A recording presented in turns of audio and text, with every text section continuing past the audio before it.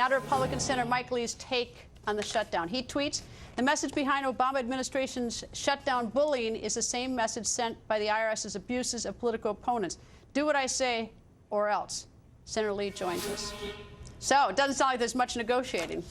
No, there's not. And, really what we see when we look at the first week or week and a half of shutdown, we see the very best argument we could ever make against Obamacare. Let me explain what I mean. So just the other day, you had a National Park Service ranger tell the Washington Times, "We've been told to make things as difficult for people as we possibly can."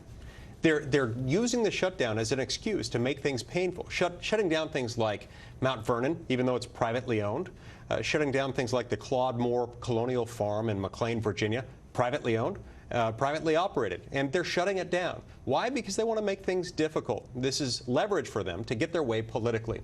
What happens when we give more power to the government? What happens when we put the federal government in charge of really personal decisions involving our health care?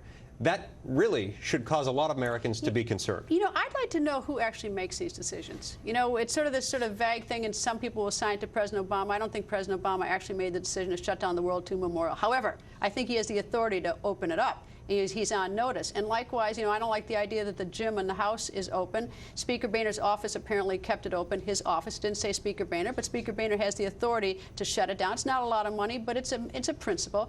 So I don't understand, who is making these decisions? And let's start naming names, and we probably won't have it happen as much.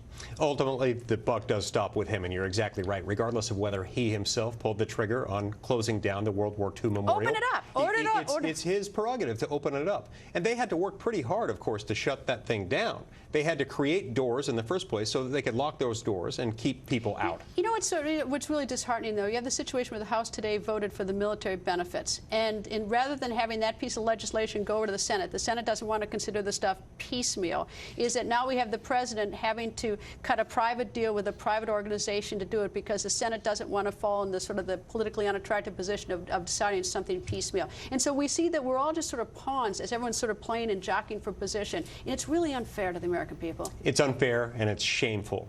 I mean, look, it's not everyone in the Senate that doesn't want that to move forward. We had our Republican whip in the Senate, John Cornyn, brought it up for a unanimous consent request, trying to say, let's pass this unanimously, just like we passed unanimously the provision providing for active duty military pay last week.